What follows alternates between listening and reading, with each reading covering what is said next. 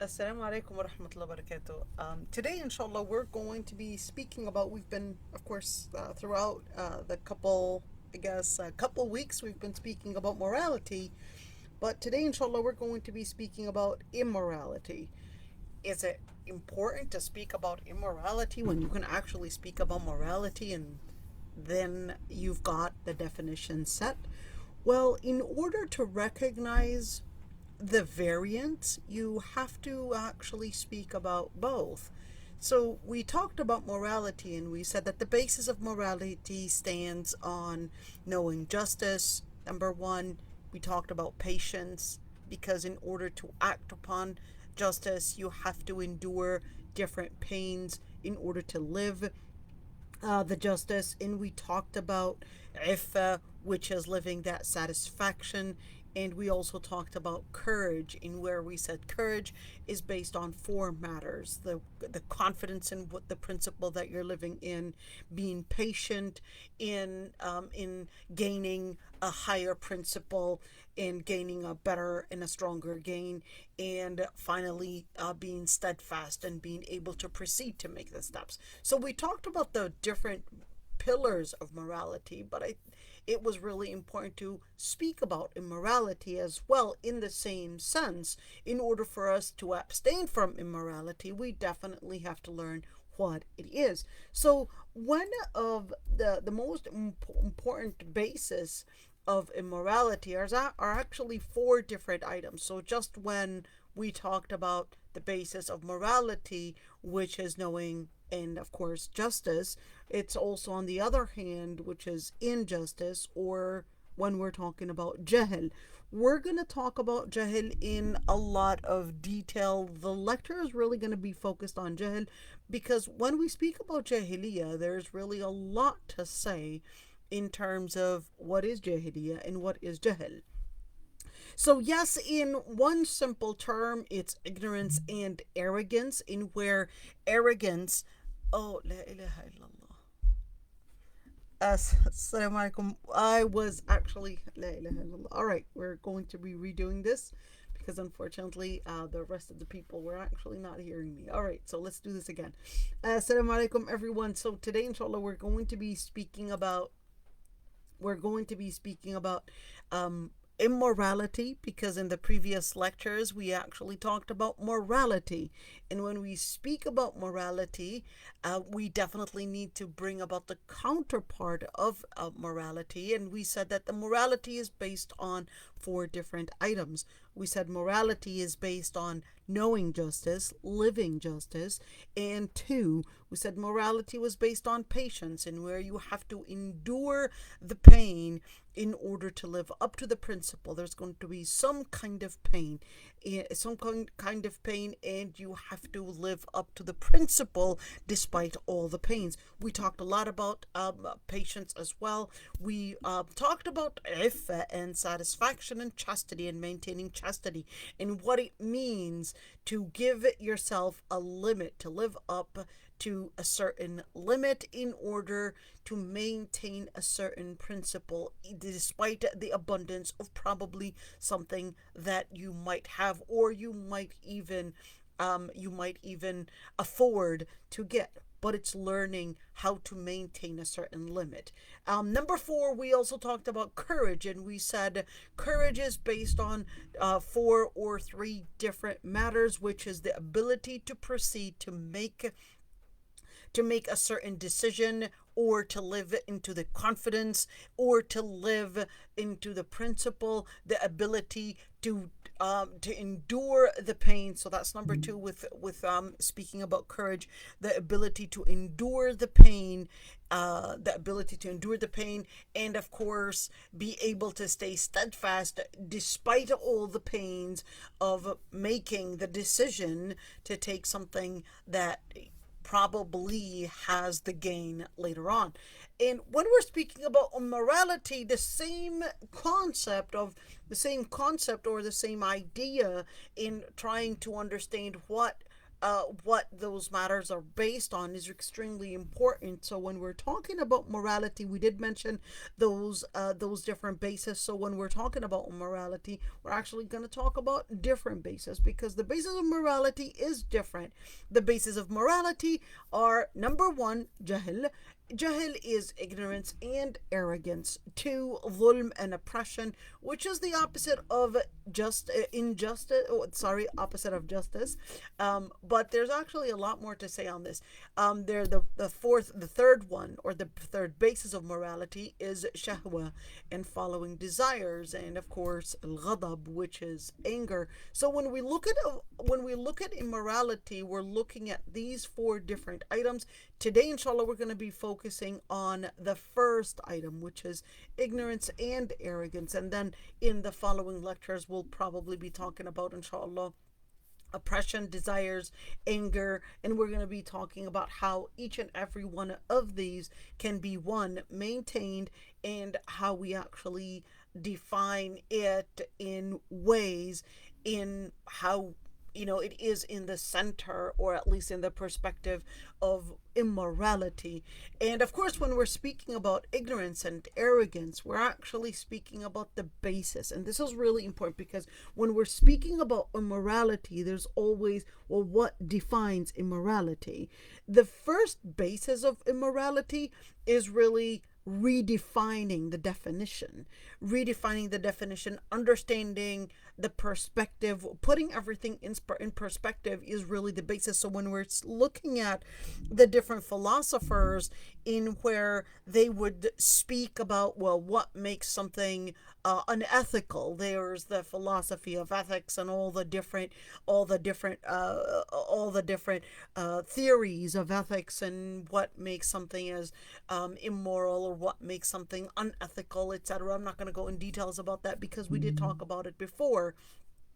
But it's really important to mention that jahil and ignorance is actually the main center for immorality. It's the main center because it actually flips your perspective on things. And of course, when you flip the perspective on things, you're going to put in your own perspective. You're going to end up putting your own perspective, your own desires as a human being, your own ego, and that brings in that arrogance, and it becomes the principle without you realizing that is motivating you to do whatever stances you want to consider, or whatever positions you take, or even whatever decisions you make.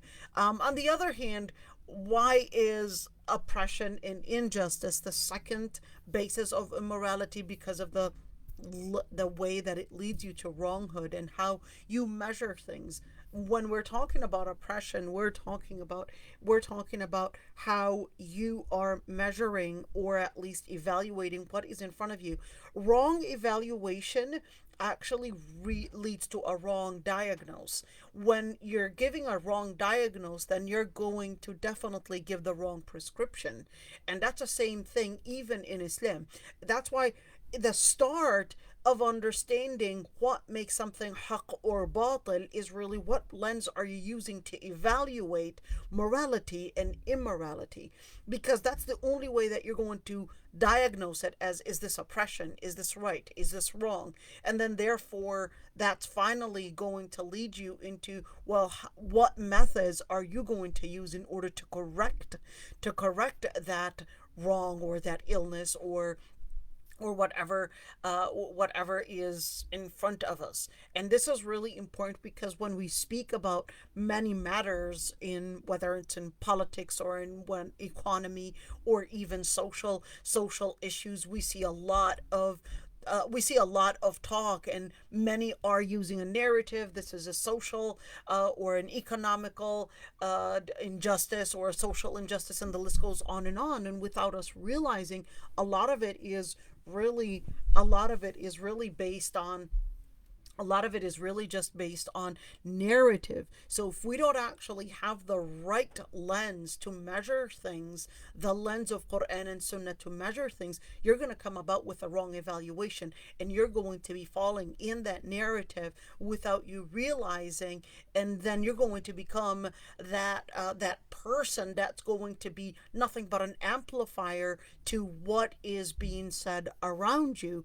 And then without you realizing, you're going to come about with a measurement. This is a very important thing to mention, that we would get a lot of people putting in a diagnosis and then putting in a prescription, and when in reality it really started out with the wrong lens. That's why a lot of times I would get people calling me and telling me my therapist told me such, or my psychologist told me such, and I would say, well, wait a minute, we need to measure things differently here. I don't necessarily have to agree with every single thing that a therapist might say simply because she was trained within her field. It doesn't mean that Islam views that injustice or views it even as an injustice. The therapist might call it injustice based on their training, based on the philosophy, the Western philosophy, the secular philosophy, etc. But in Islam, we don't necessarily view it that way. And this is really important. When we talk about oppression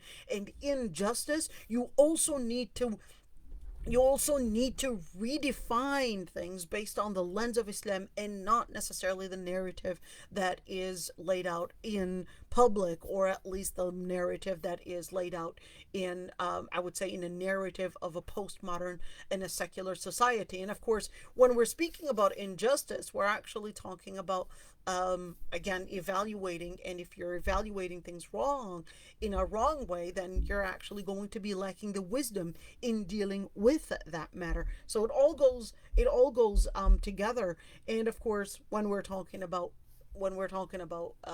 the third pillar of immorality, we're talking about pleasures and desires. And of course, pleasures and desires are, in our modern times, mainly fed by one, media. And of course, media redefines what it means to be free, what it means to live your life, what it means to live a healthy life. Of course, this is a quote unquote, each and every single one of these is actually presented in a way that it's all about living your life. It's all about living the freedom. It's all about living yourself. It's all about wanting to express who you are, etc. When in reality, it's another way of giving another narrative to really living the pleasures and desires. Of course, this is not all of the time, and that's why Islam actually considered that when we're speaking about morality, it's all really based on, well, what is the limit as well? What is the limit when we're speaking about pleasures and desires? That's why there's that halal. You can consider it as this like a switch, in where how much to turn on, what is to turn on, and halal amount and halal level of morality is really that halal area. So if it's moral, it's going to be within the halal area. If it's going to be immoral, therefore it's going to be in the haram area. So what actually maintains that switch, or maintains that level, it's really when we're looking at Islam, is really the one to help us. Well, is this going beyond the considerable desire, or is this desire really leading you to a type of a moral to a type of an animal type of desire, in where it's leading you to just following your own animal side and not necessarily the human side. So this is the other part. Anger develops pride, hate, envy, aggression, and of course, a person being oblivious is actually going to be the end of anger. We're going to actually speak about later, inshallah, in the future, speak about each and every single one of these. We'll also talk about envy and what leads to envy, and how do we cure envy, and of course aggression, and what it means to hate. What is hate? Am I not supposed to be hating anything, or is that's the H word, like they would say? And of course, what do we mean by an immoral hate? Is there a moral hate too? Is there a moral envy? Is there a moral aggression? Is there an immoral aggression, a moral aggression, and the list goes on and on? So what do we actually mean by that? And of course, there's inshallah, more coming in the coming lectures, inshallah, where this is still speaking about the akhlaq in Islam. So we'll be talking about each and every single one of these. But today, inshallah, we're actually going to be speaking about the part about arrogance and ignorance. Arrogance is different than ignorance, but ignorance leads to arrogance. But that's why it's all about redefining knowledge. When we speak about redefining knowledge, this should be the start, because during our time there's a lot of focus on knowledge, and we're getting degrees in whether it's physics, mathematics, whatever it is. There's a lot of focus on how things function and not the purpose of their function. Islam, on the other hand, actually considers that the highest level of knowledge is knowing the purpose of life and your existence. And that's why it redefines knowledge and regards that not knowing or acting upon the purpose is actually the main part of what it means to live in Jahiliyyah. There's really a lot of interesting things when we're talking about Jahiliyyah and what it means to live Jahiliyyah in the Quran. But today we're just going to really just redefine that knowledge, and we're going to see what does it really mean when we actually speak about ilm. When we speak about ilm, which is an Arabic word for knowledge, what does it really mean? You could see that in the Quran, it does actually focus a lot when it talks about, well, one, redefining knowledge, two, and not knowing or acting upon the purpose in itself is actually the implementation of arrogance or lacking knowledge. In other words, jahil, ignorance. And that's why you could see in, for example, in Surah Hud, where Allah subhanahu wa ta'ala actually speaks about Prophet Nuh alayhi salam. And he says, وَيَا قَوْمِ لَا أَسْأَلُكُمْ عَلَيْهِ مَالًا إِنْ أَجْرِيَ إِلَّا عَلَى اللَّهِ وَمَا أَنَا بِطَارِدِ الَّذِينَ آمَنُوا إِنَّهُمْ مُلَاقُو رَبِّهِمْ وَلَكِنِّي أَرَاكُمْ قَوْمًا تَجْهَلُونَ. So what happened is that, there's this text, and we have to learn more about the context of that text in order to understand the definition of that term.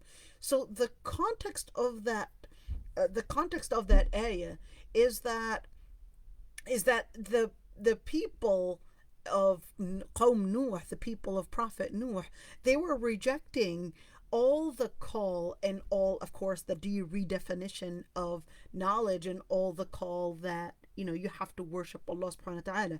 So he was being accused that he was just seeking a position, that he was seeking some kind of acceptance from the people, and that's why he wanted to respond to it and say, well, I'm not asking for any compensation for this.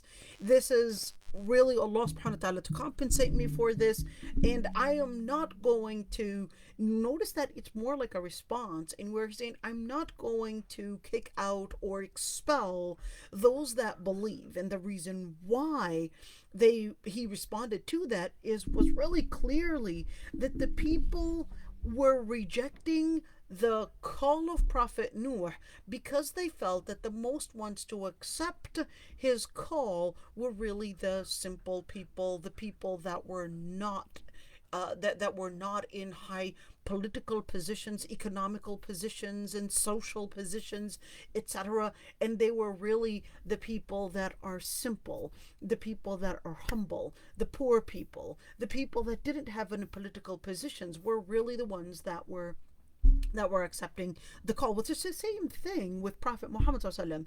The ones to accept Islam were really not the ones in high political, social, economical, prestigious positions, but they were really the simple young slaves, simple poor men, women, etc.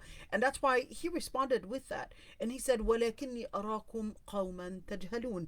But I see that you are people that are ignorant, in other words, arrogant.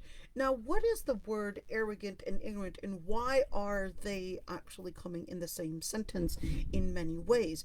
When a person loses the when a person loses the lens to evaluate the different matters, they will have only one resource to turn to, which is the source of their ego. The resource of their ego, and that becomes the lens that they see the world through. That's why when we speak about ignorance, they've got the wrong tool to to envision, and the wrong tool to vision things, and the wrong lens to see things, and then they end up using one tool, which is their own ego. And which is why, whether we're talking about a collective ego or whether we're talking about an individual ego, in the end, it really becomes the same tool, in where it is il hawa, it is ilvan, it is speculation, it is hawa, it is desire, and it is a person's ego being put on top of principle. And that's why when we're speaking about redefining knowledge, in where Prophet Nuh alayhi salam was telling them that it's not about money, it's not about position, it's not about any political, economical, social position and social status that makes a person gaining the knowledge. It's actually on the knowledge itself, meaning the Prophet himself coming with the wahi. That is actually what makes knowledge. Same thing when Qawm Lut, when the people of Lut, when Prophet Lut alayhi salam, of course, he was telling them that what they were practicing, which is that sexual aberration that they were in where gayism and lesbianism. Although we just know that they were practicing gayism, men having sexual or anal sexual relations with men, but that was something that was practiced during the time of Prophet Lut alayhi salam. It doesn't mean that lesbianism is not on the same level, but that was what the people of Qawm Lut were doing. And Prophet Lut alayhi salam was very vocal about it, and he said, "You are here acting and taking men as alternatives, and taking men as alternatives to having wives by women, and practicing that as making family. Bal antum qawmun tajhalun. Indeed, you are people practicing ignorance." In other words, it's redefining the definition. And when we're speaking about, I want you to look at this one, in where Prophet Nuh alayhi salam was speaking about redefining the definition of knowledge, where we're talking about Tawheed. And here Prophet Lut alayhi salam was redefining even when it comes to morality. So when we're speaking about ignorance, not practicing the purpose of life, and that's why Prophet Lut alayhi salam called it as jahiliyyah.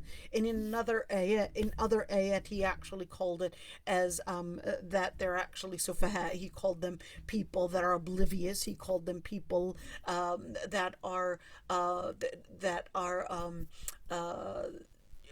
what is the word, that they're actually people of dhulm, that they were people of oppression, etc. So he was really straightforward with how he described that definition of ignorance, in where the immoral act of men marrying men or women marrying women, he was really clear about it, that it was actually needing to go back to, how do you redefine knowledge, how do you redefine ethics. So when we speak about ethics, and when we speak about immorality, you can't but go back to the base of, well, what lens do I use to define whether this is a moral or an immoral act?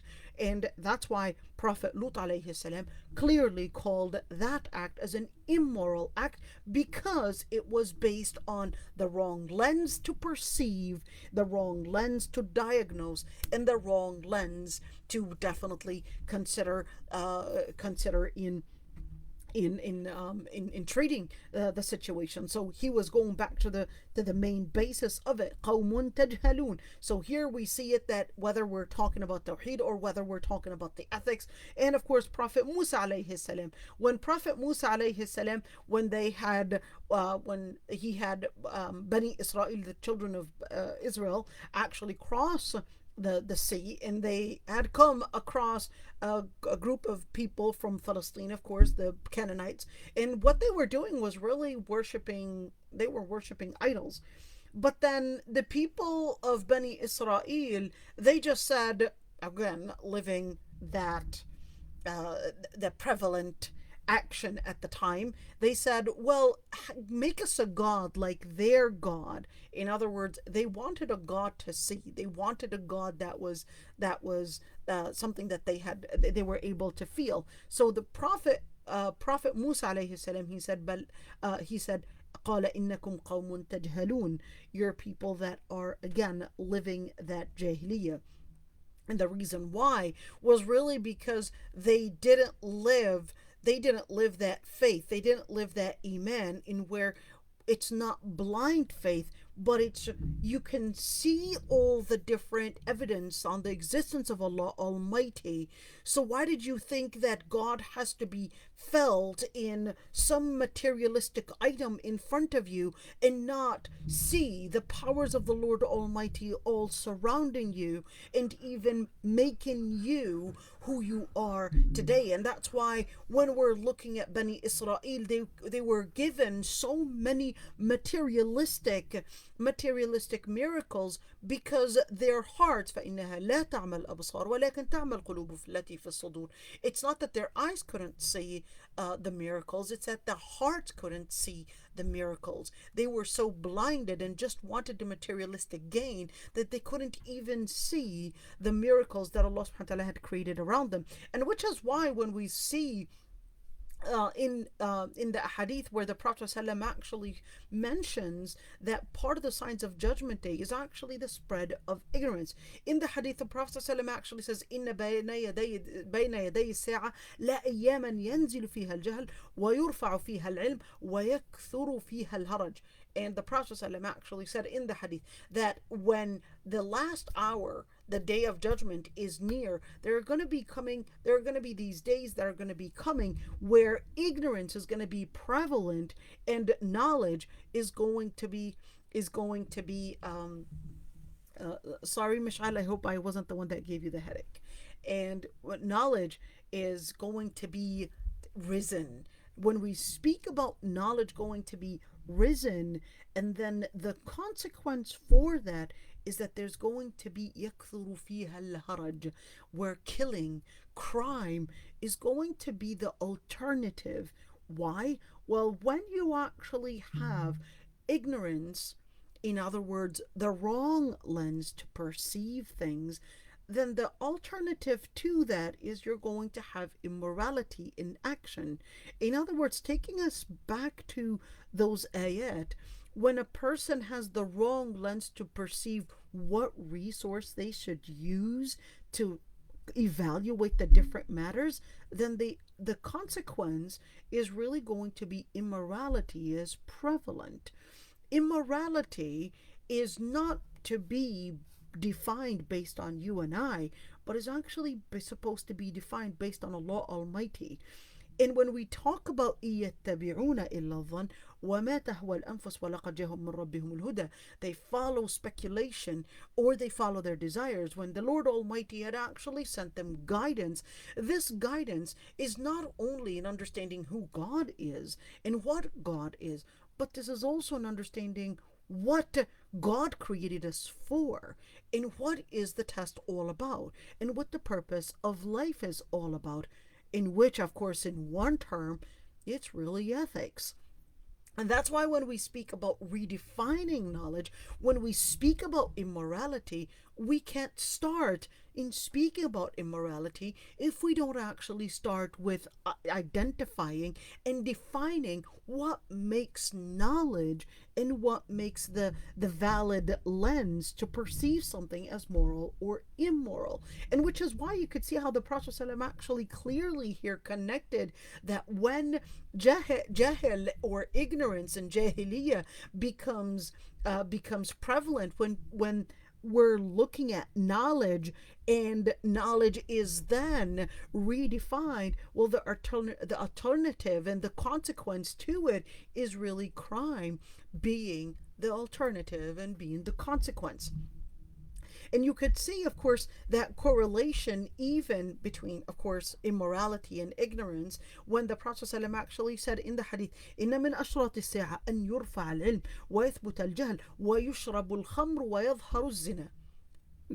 When the Prophet actually said that part of the signs of Judgment Day, that ilm will be elevated, not that people elevate ilm, but ilm becomes something that is not in this dunya anymore, and it becomes akhirah, it becomes with Allah subhanahu wa ta'ala, it becomes in something that people will not recognize anymore, because the resources are not available anymore. And there's another hadith where the Prophet ﷺ explains why isn't it available anymore? Because the scholars died out.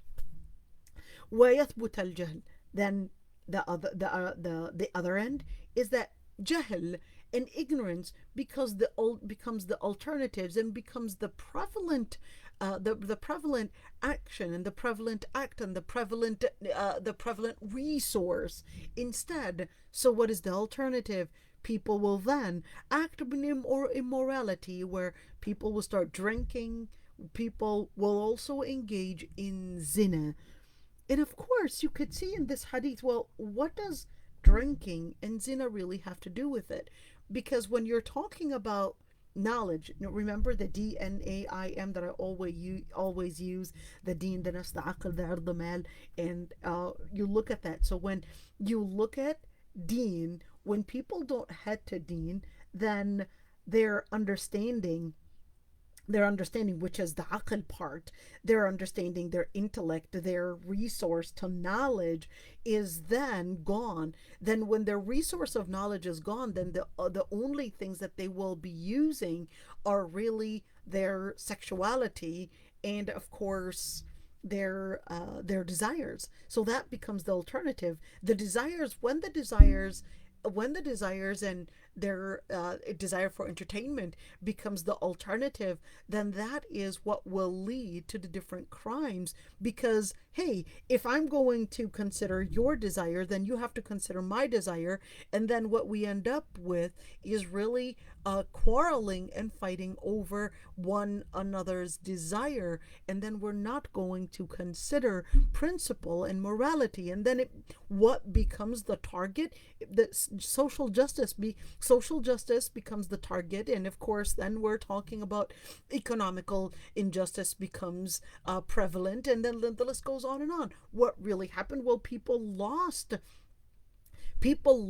will lose the basis of redefining and defining the matters around them, that they eventually had to their own desires leading the definition of knowledge, which is really the age that we're really living in where it's all about desire, it's all about political pressure that defines what makes something right and wrong. Realization in redefining knowledge was always correlated in Islam with principle, and the lack of principle leads to crime and immorality. You could see there are a number of different hadith where the Prophet ﷺ not only speaks about killing or drinking or zina, but also speaks about the spreading of all types of injustices. Not only, and this is really important to mention, it doesn't only speak about it in relationship with people, but it actually speaks about injustice even happening even on even environment. And the Prophet ﷺ would speak about injustice happening, as a result, people acting in injustices, different injustices. It eventually starts affecting the ecosystem. And he mentions that there are going to be volcanoes, there are earthquakes, and all these different things. It starts affecting the ecosystem as well. You start, it really fascinates me. So what is knowledge? Knowledge is knowing and living the purpose Allah subhanahu wa ta'ala created for you. And you're no way going to be able to know that unless you actually learn Islam from its resources. That's the start. In other words, the start of morality is really by gaining the foundation of it. if you don't know the foundation, then you're definitely going to redefine knowledge without you realizing. Redefining knowledge is going to redefine immorality, redefine morality, and then everything's just going to be in the wrong imbalance, and it's going to lead to that oppression. So learning Islam from its resources and from its sources, Quran and Sunnah, and of course learning the right interpretation. This is really important because when we're talking about interpretation, we're actually talking about understanding what the words are actually saying.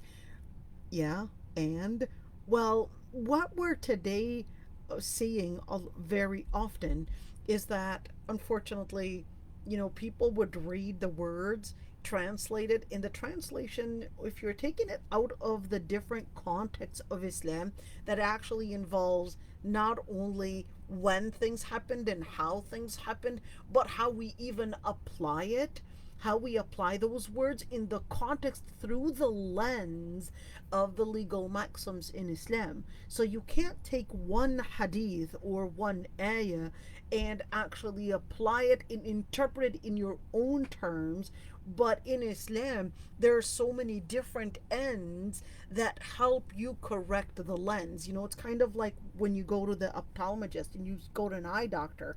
You can't just use one lens. They'll have to keep on changing all those different lenses in order to make sure that they're correcting not only one side of the lens, but they keep on, considering a number of different angles. And that's the same thing. There are so many different angles that you also have to take in perspective, not only the text itself, but the text itself actually taught a number of different maxims, actually taught a lot of different paradigms, put in a number of different standards that are actually part of Islam. And that's why fiqh and the scholars of fiqh were there. The scholars of fiqh learned how to derive these legal maxims to make sure that we're understanding the different matters, whether we're talking about the text or the context together, and we're applying the text onto the context that we are living in today, and we're applying it right.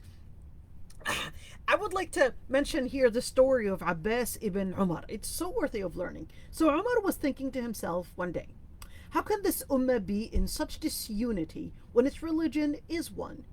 So he sent Abdullah ibn Abbas. Now you want to just keep in mind that Abdullah ibn Abbas is way younger than Umar ibn al-Khattab.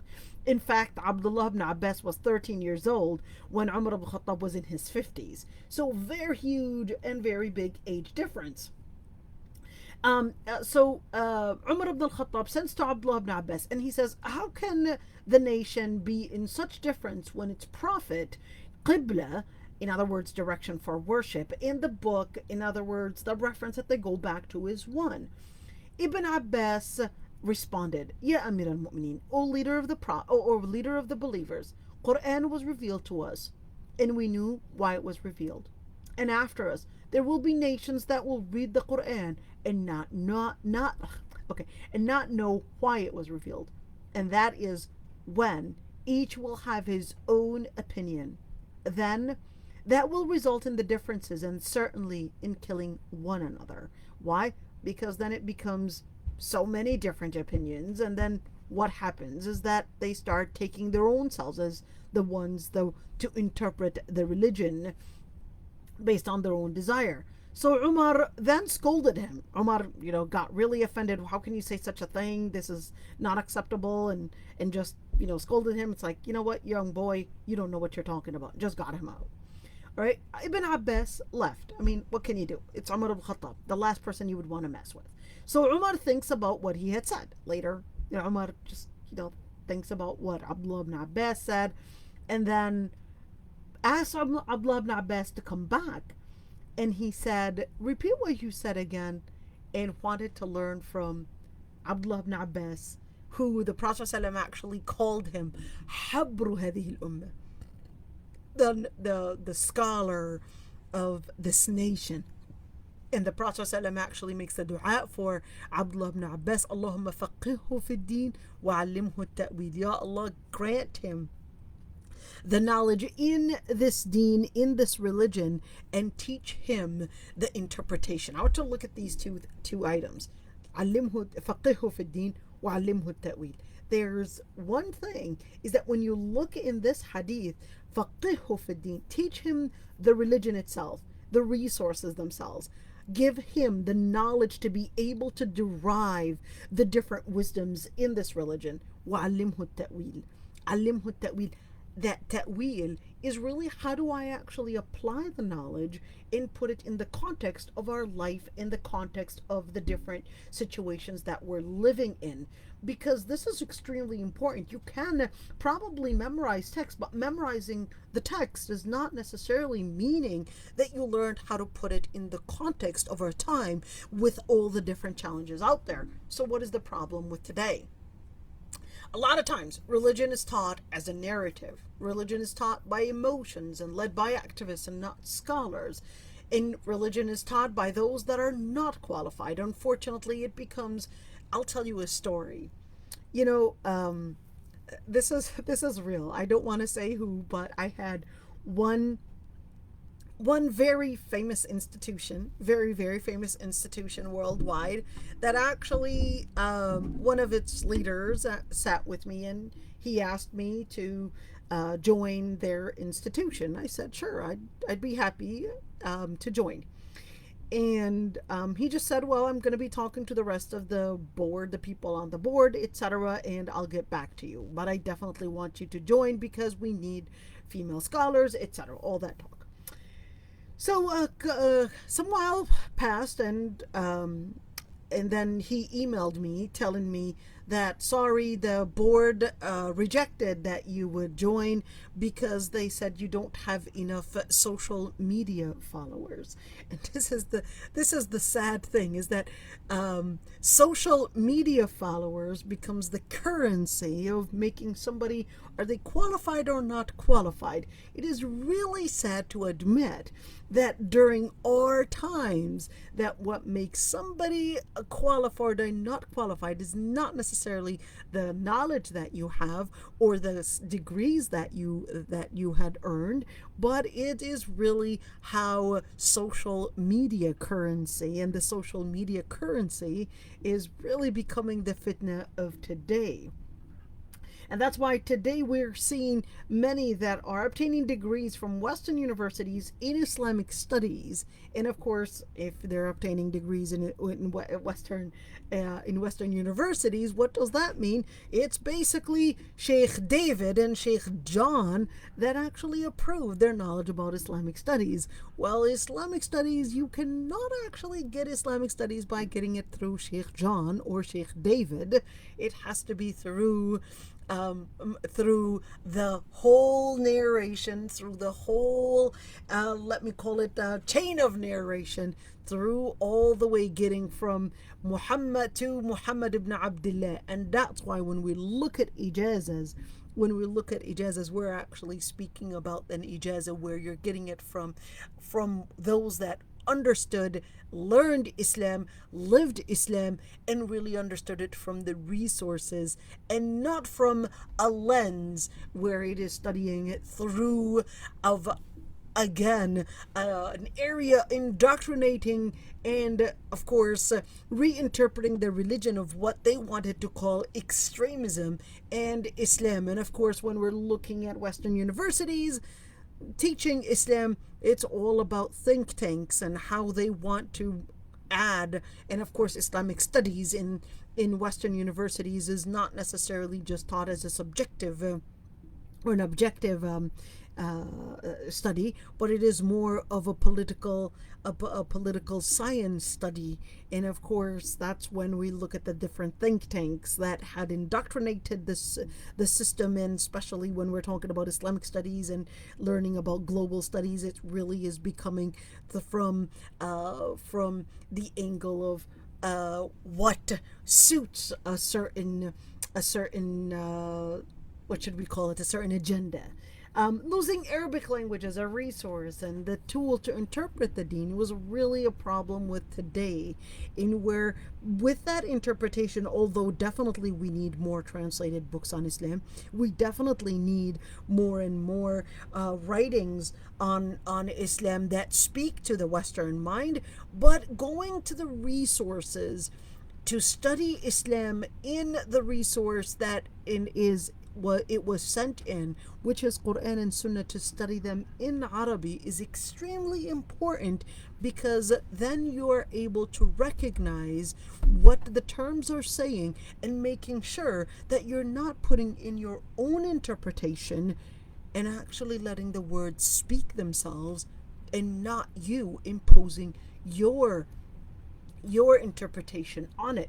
What does learning the Deen really mean? Number one, learning the Quran, in where it's not just learning the Quran and memorizing it, but also understanding it, knowing the reasons for its revelation, living the words, learning the Sunnah, and what does it mean to learn the Sunnah. Yes, right now you could easily go to sunnah.com and get any hadith that you want, and voila. Well, that's not enough, because you really need to learn the level of authenticity, and you need to really learn the meaning. Hey, it's translated, so what's the big idea? Well, learning the meaning actually means learning how it's applied, making sure that this was not a hadith that was not that was abrogated, or a hadith that was probably said in a certain context. So you really have to learn all the hadith, all the ayat, before a person is actually called a scholar. I had it was this little discussion where a sister said, "Hey, I can get the hadith and I can get the ayat. Big deal. I can do that myself, and we don't need scholars to interpret Islam for us." This actually takes us to this narration. The Prophet ﷺ, there was this story. I'm going to take you to the story. All right. So there was this story. The Prophet ﷺ, all right. I want you to look at this. The Prophet ﷺ was with the Sahaba. And the Prophet ﷺ starts distributing the booty. The booty is basically the different goods that were later kept from the enemies, then the different, let's call them the different goods, wealth, all these different things that are distributed on the army. So a guy stands up and tells the Prophet ﷺ, "Ittaqillah." He just says, fear God. And what he meant by fear God is really, you're doing something that is not right, you're being unjust here, and you're not being fair. Hey, you gotta live the principle of God Almighty. Definitely the man wanted to scold the Prophet ﷺ, and definitely the man wanted to accuse the Prophet ﷺ of being unjust.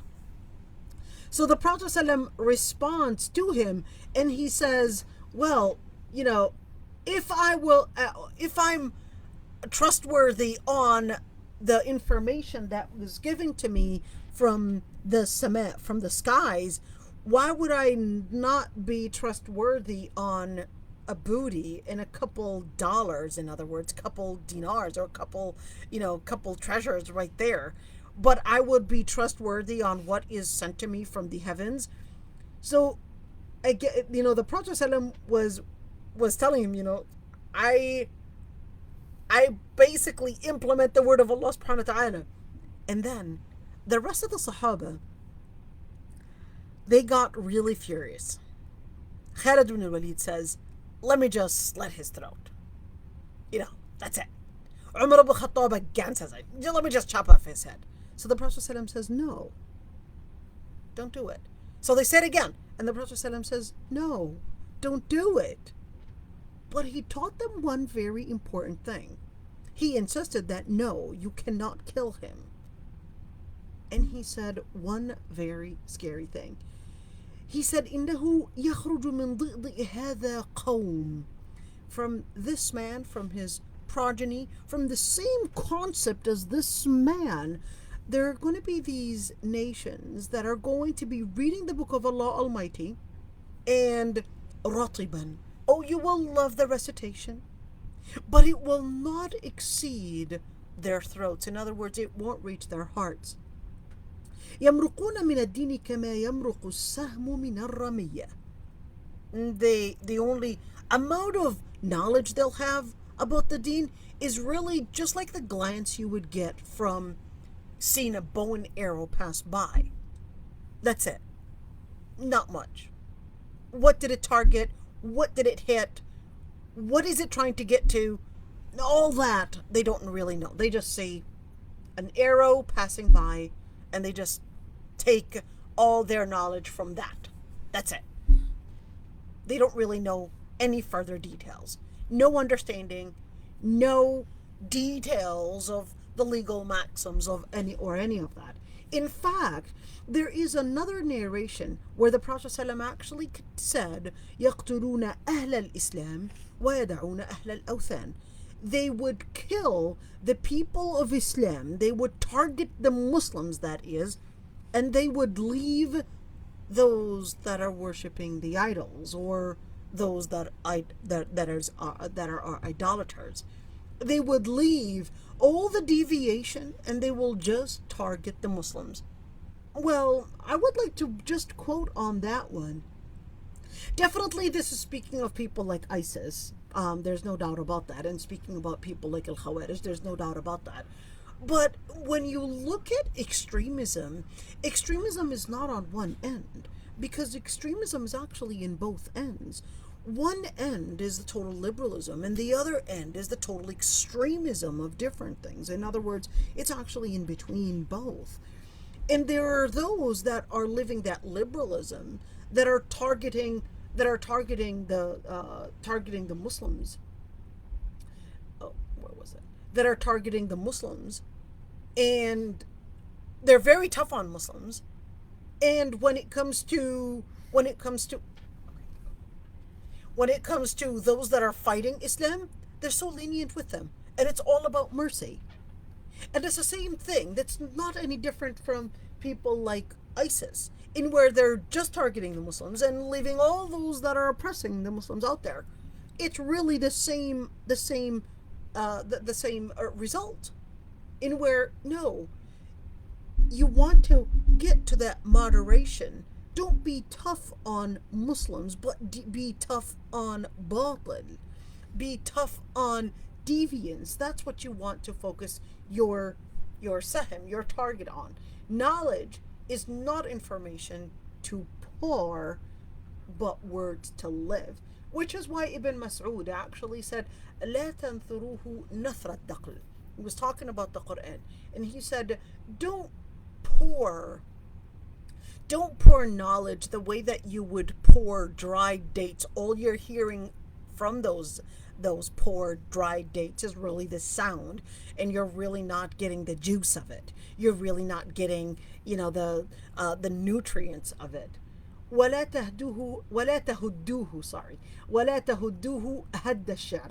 And don't, when you're speaking poetry, you're speaking in such inspiration, you're speaking in such eloquence, and where you're putting that inspiration, you're putting a voice to it, you're living the words, etc. But Abdullah ibn Mas'ud actually said, قِفُوا عِنْدَ عَجَائِبِهِ. When you read the Quran, pause. Take moments to pause and recognize those moments, the different things, the things that just take you into awe. وَحَرِّكُوا بِهِ الْقُلُوبِ. And let others, and let your heart be moved by it. Take a moment to move your heart with the words. Take a moment to read through the lines, to feel the words, to let the words touch your heart. وَلَا يَكُونُ هَمُّ أَحَدِكُمْ آخِرَ السُّورَةِ. And don't be concerned about completing and getting to the end of the surah, but focus on how you can get all the knowledge and absorb it for it to get to your heart. How to learn Islam: patience and enduring the pain of keeping away from entertainment to gain the ilm. It definitely can be quite boring sometimes to actually get into seeking ilm, because it takes a lot of focus. It takes a lot of moments. And of course, when we're speaking about patience to gain the ilm, you need to use your time wisely. You need to give up on so many different entertaining things. You need to eliminate entertainment. You need to eliminate a lot of friends. You need to eliminate a lot of time shopping, a lot of time doing so many different things to make time for seeking ilm. And you need to learn in series. What does that mean? It's kind of like taking the ilm not only as excerpts, but you're taking it into a whole series. You're learning everything about aqidah. You're taking it the Sirah. You're learning about the biography of the Prophet ﷺ, all of it from A to Z. You're learning tafsir. You're taking it one after another, one surah after another. You're learning the Islamic law. You're learning Islamic history, Islamic ethics. And it's really important to mention that having a teacher is a must. You have to learn through a teacher. It is very common that people will you get bored. I don't want to learn through a teacher. I can learn myself. I don't need a teacher. And then the Prophet ﷺ actually emphasized this point, and he actually said, إن الله لا يقبض العلم انتزاعا ينتزعه من العباد ولكن يقبض العلم بقبض العلماء حتى إذا لم يبقى عالما اتخذ الناس رؤوسا جهالا فسألوا فأفتوا بغير علم فضلوا وأضلوا. The Prophet ﷺ, this hadith is authentic. This hadith is actually agreed upon between Bukhari and Muslim. In other words, it's the highest level of authenticity. And he actually said that Allah Almighty does not eliminate, or does not, yaqbidu is like uproot ilm. He doesn't uproot ilm by taking it away from people, but he actually uproots it by taking away, in other words, by the death of the scholars, until when those scholars are left, and then people will start taking the leaders are really the ignorant ones. In other words, they start taking the ignorant people as their leaders, and then they would ask them, and they would answer and give them the wrong answers about relating to the Deen, of course, and then they would fadallu. Then they would become deviant, and they would bring deviance onto others. And that's the same thing when we're talking about when teachers die out. People instead take leaders that speak with no knowledge, then they will be the ones to make the fatwa. The Prophet ﷺ in another hadith actually said, إن من أشراط الساعة أن يلتمس العلم عند الأصاغر. That people, part of the signs of judgment day is that people will actually start seeking ilm by going to al-asagir. The word al-asagir is actually not referring to age, but is actually referring to underqualified. When we say al-asagir, that actually means small. The word al-asagir, it's the plural of small.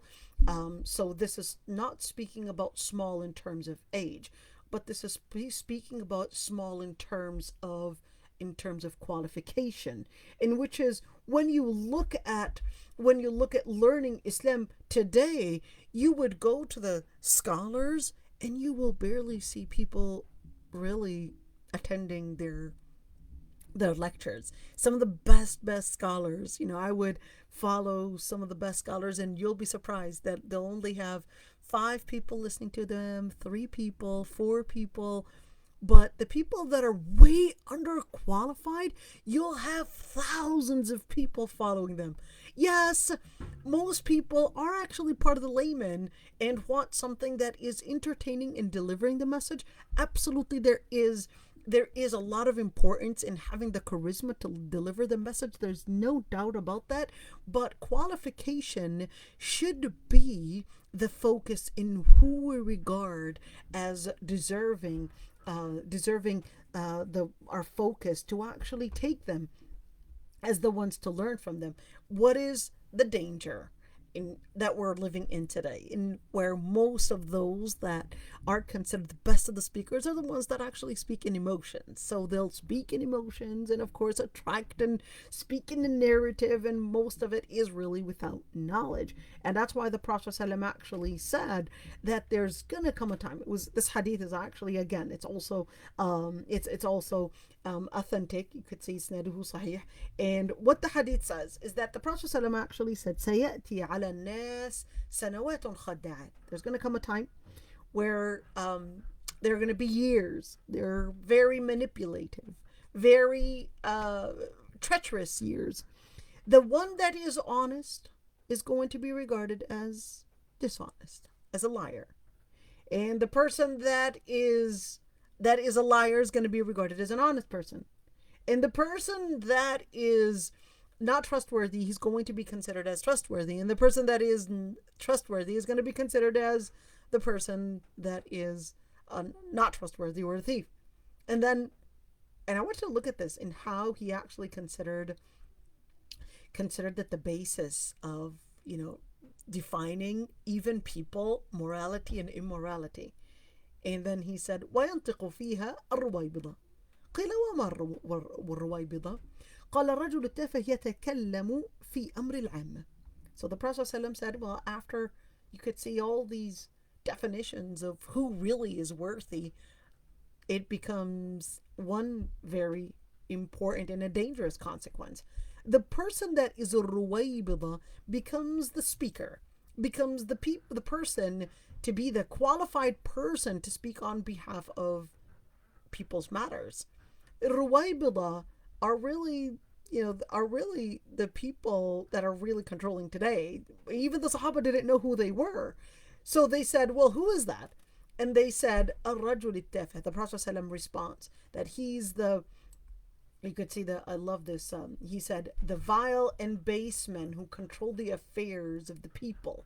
The Prophet ﷺ redefined it, and he said, الرجل التافه. He's the person that is really living, they don't live in the principle, and then they leave pressuring or motivating others to it, yet they speak on major matters. They're speaking about marriage, they're speaking about politics, they're speaking about what makes halal money, and they'll speak about all these different areas. They'll speak about mental illness and all these different things, and when they're actually not qualified, you're not qualified to speak on fatawa. And fatawa is not only in salah and siyam, because fatawa, it actually includes marriage, it includes even politics, it includes judging, and it includes economical transactions and all these different matters, and even includes social relations. Should I leave my mother, not leave my mother, all these different things. What is considered as violence, what is not violence, what is right, what is wrong, do I have the right to do this, do I not have the right to do this? It's not for the feminist and not for these different activists in order to define it. This is part of Islam. Unfortunately, during our time, the sheikh or the scholar of Islam is only asked to talk about the rulings that pertain to salah, is only asked only to speak about this ayah and the stories of the prophets, and then they're confined within that area. This is actually really dangerous, because Islam is not only to speak about those things, but it actually includes every single matter. What is the dangers of not recognizing the leaders and you take as a leader? The Prophet ﷺ actually said, فَإِذَا ضُيَّعَتِ الْأَمَانَ فَانْتَظِرِ السَّاعَةِ. When trustworthy, when people lose who should be the leader to speak on their matters, well, that's the sign of Judgment Day. And then he said, when he was asked, well, how does it get lost? He said, إِذَا وُسِّدَ الْأَمْرُ إِلَى غَيْرِ أَهْلِهِ فَانْتَظِرِ السَّاعَةِ. If the matters are given to those that don't have the authority or don't have the qualification to speak on such matters, to be leaders in such matters, then that's the sign of Judgment Day. And that's unfortunately the sad thing, in where the modern day of jahil, in where ignorance about the source of knowledge, who deserves your time and attention and focus, are really questions you need to ask. Is it a person that really is qualified, or is the person that's speaking to my emotions? Before, there was a lot of focus on speaking on the dangers of bid'ah, but unfortunately there was so much focus on speaking on that, and today we actually are really losing the basis and the mother of the resources, the main understanding of Quran and Sunnah. Not practicing Islam is on the top of ignorance, and that's why Allah subhanahu wa ta'ala actually said أتأمرون الناس بالبر وتنسون أنفسكم وأنتم تتلون الكتاب أفلا تعقلون. When Allah subhanahu wa ta'ala spoke to the people of Bani Israel, he said, do you do you order the people to do what is righteous, but you forget yourselves and you read the book yourself? You know, you read the the revelations of Allah subhanahu wa ta'ala. أفلا تعقلون. Do you not think about that? Take a moment to think about that. And Abu Darda actually said, and he said in his quote, إن أخوف ما أخاف إذا وقفت على الحساب أن يقال لي وقد علمت فماذا عملت فيما علمت. He said the most and the scariest thing that I fear is that if I would stand right in front of Allah Almighty and I would be asked, so that you had known and you got the knowledge for it, what did you do with what you had known? What did you do with what you had learned? And he said, لا تكون تقيا حتى تكون عالما ولا تكون بالعلم جميلا حتى تكون به عاملا. He said, you won't be of faith till you're a person of knowledge, and you will not be beautiful with knowledge till you act upon it. And this is really important. When Shatibi explains, Shatibi is one of the most intelligent Muslim scholars ever to live, really. Shatibi is a scholar of Maliki Madhab. And he actually wrote a book that is so hard to read. It's called Al-Muwafaqat. Al-Muwafaqat, it is not just an advanced level of fiqh. No, it's probably beyond PhD level to read and understand. It is extremely, extremely advanced. Let's say it that way.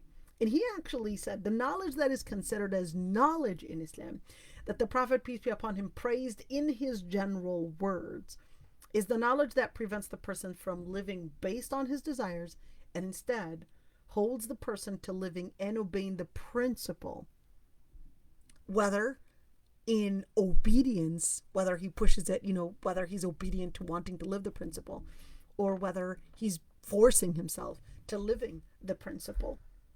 And this is really important when we speak about that, because living the principle, even when it contradicts your desires, that's actually on top of morality. We cannot change what is haq simply because we don't feel like it, because it doesn't make us feel happy, because it doesn't make us feel ourselves, or whatever it is. Well, the reason why I wanted to quote this hadith, here's this hadith. Yaqub, she came to Abdullah ibn Mas'ud. And Abdullah ibn Mas'ud actually said, that the Prophet ﷺ actually said that Allah subhanahu wa ta'ala and the Prophet ﷺ had cursed the women that do tattoos, and the women that do it for others, and the women that shape and do nums. That's a whole different class to talk about what is nums. And the women that used to mutafallijat, they used to sharpen, and they used to see it as beauty, kind of like what in Japan the women do. They think it makes them seem younger by making spaces between their teeth.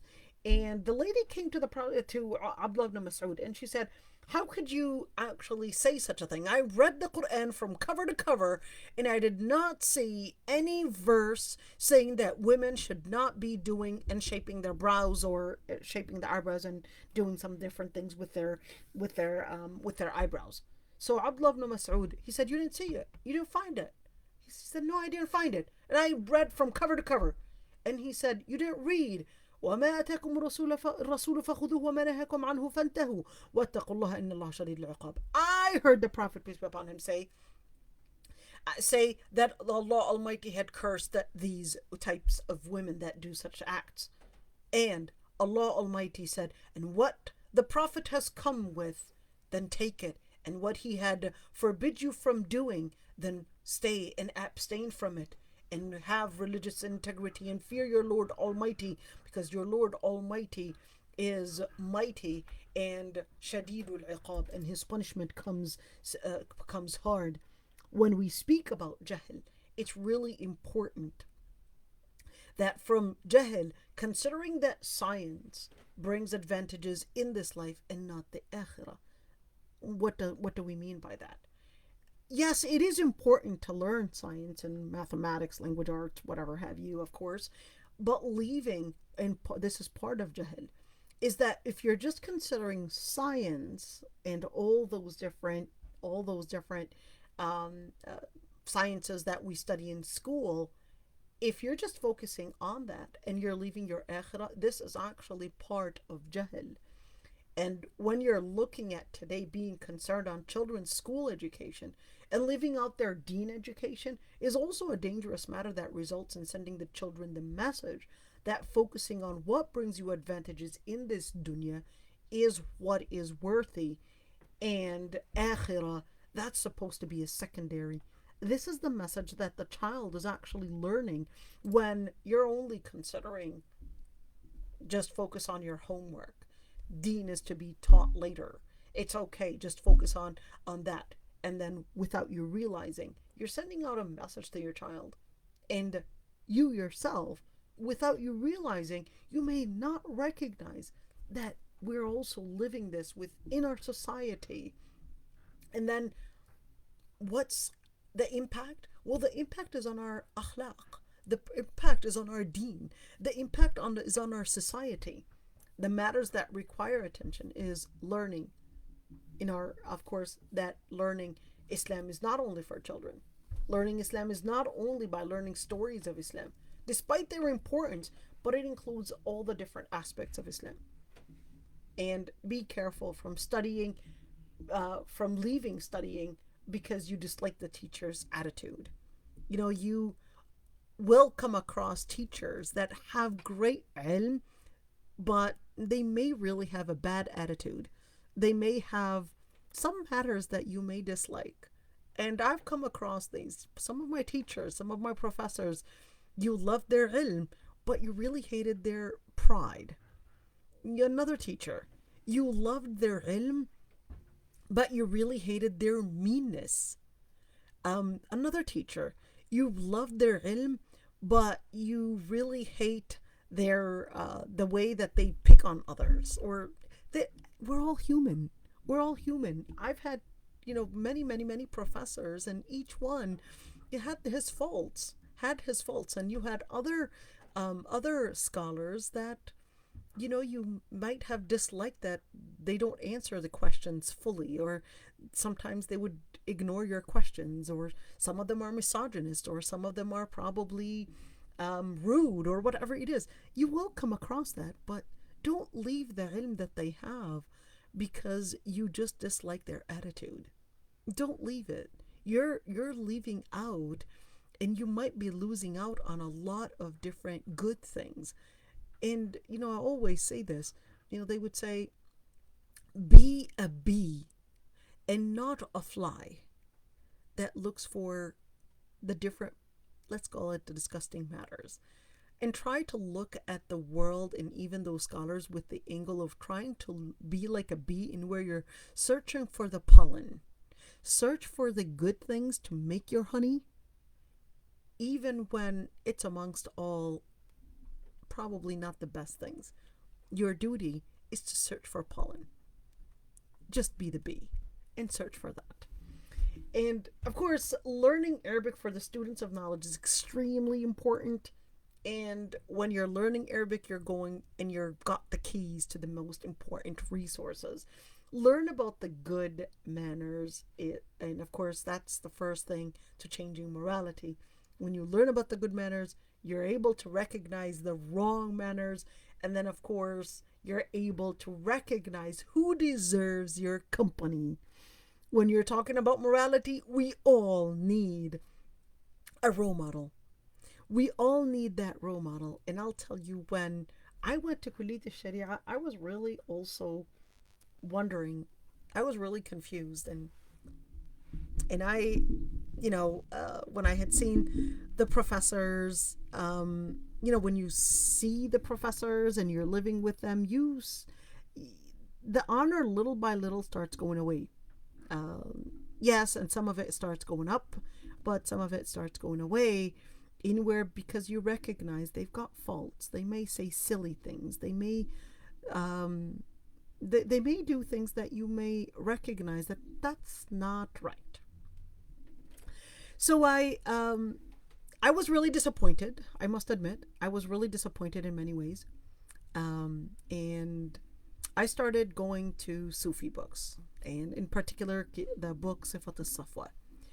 And in that book, there were a lot of stories that related to different scholars and different ubad, the different astics, the different people that were living, let's just say it, zuhd type of lifestyle. They were living away from the dunya, etc. And I recognize that hey, yeah, I want to live like those people. And without you realizing, you start living away from people. You start isolating yourself little by little, little by little. And then without you recognizing, you'll start sometimes getting that arrogance, because you'll start seeing people as really nothing, because you will start seeing you will start seeing that people are not doing what you're doing, and you'll start living in your own self. You'll start seeing those people that are, supposed to be doing qiyam al-layl and etc. And you're not seeing those people that are doing qiyam al-layl in the way that you would hope to see. And you will start, etc. But here's the thing. At one point, you live that. But then, when later you get near people, and specifically the people that are simple, the people that are poor, the people that don't have the education, the people that don't necessarily have PhDs, the people that are not necessarily the ones that you would see at the university. And that's when you would start recognizing that those people actually live Islam in the similar way that a lot of those that you would read about in the books of Sufiya, in the books of Sifat al-Safwa, they live the words. It doesn't mean don't get the ilm. Of course, you need the ilm. You need the ilm, and you need the humility. Take away the arrogance. You need to live around people and recognize and recognize that, don't put yourself in the center and think that I am doing what others are not doing. Take the moment to recognize that no matter who you are, no matter what knowledge you had gained, no matter how high in terms of qualification you had gotten to, there are those that might not have the knowledge that you have, that are actually at a higher level in terms of their iman. And there are others that فوق كل ذي علم عليم. There are others that, despite the knowledge that you might have, there are others that are a lot more knowledgeable than you, and others that have probably studied many different matters that you didn't study. So on top of, in speaking of jahil, arrogance is actually the worst enemy. Arrogance is actually the worst enemy to seeking ilm, and that's why it becomes the leading area for jahl, for ignorance. Arrogance leads to ignorance. That's why the scholars actually said ضاع العلم بين اثنين. Knowledge got lost between two matters: الكبر والحياء. Arrogance, pride, and shyness. So take the moment to learn from those that are probably less educated than you on certain matters, and take the moment to learn from their akhlaq, those, especially the simple and people that were not blinded by money and blinded by authority and blinded by politics and blinded by all those different areas, and just learn how to live away from arrogance and live humility.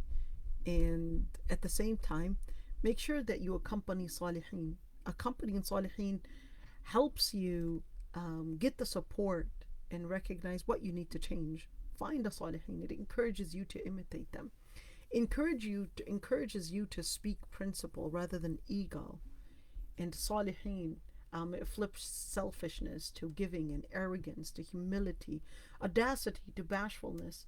And then reading the stories of Salihin, and that's why I said mentioned Sifat al-Safwa, actually helps you recognize a different type of Salihin that you may not find around you.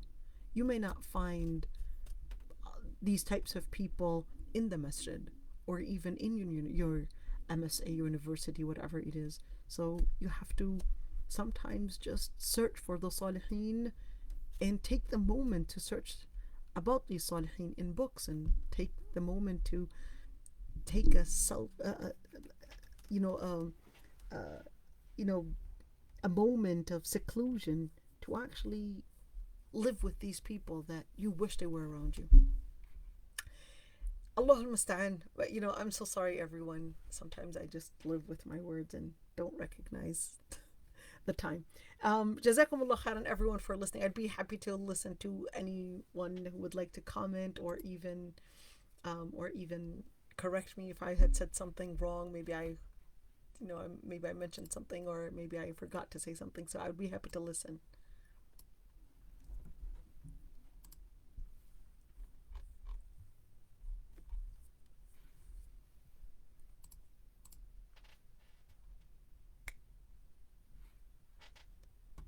Oh, so go ahead. I believe Safi, go ahead, Safi.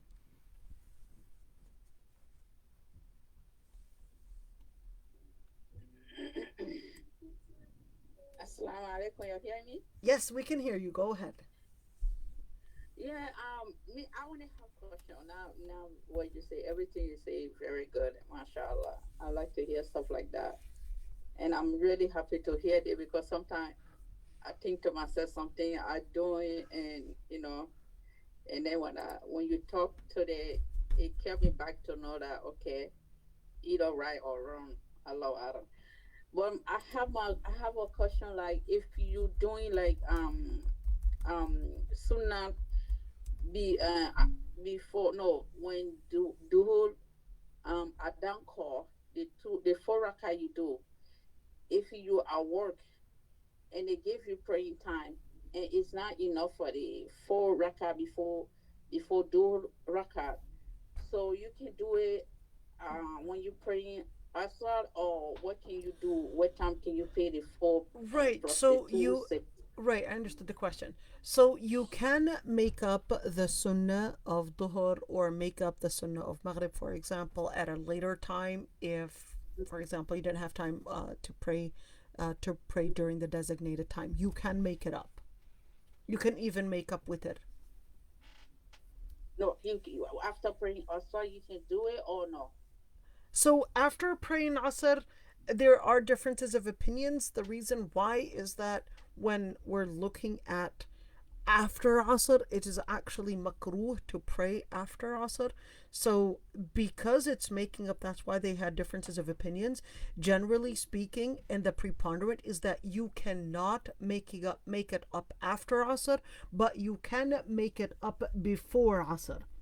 And the reason Oh, why is because you can pray after Asr only matters or only prayers that have a reason to it, such as, for example, entering the masjid, or mhm. probably Salat al Janaza. There's a reason, there's a specific time for it. But this is more of nafila or ratiba, which actually means it's an extra prayer where it can have other times that can be prayed in it. So you can make it up at other times, and it's best not to make it after Asr.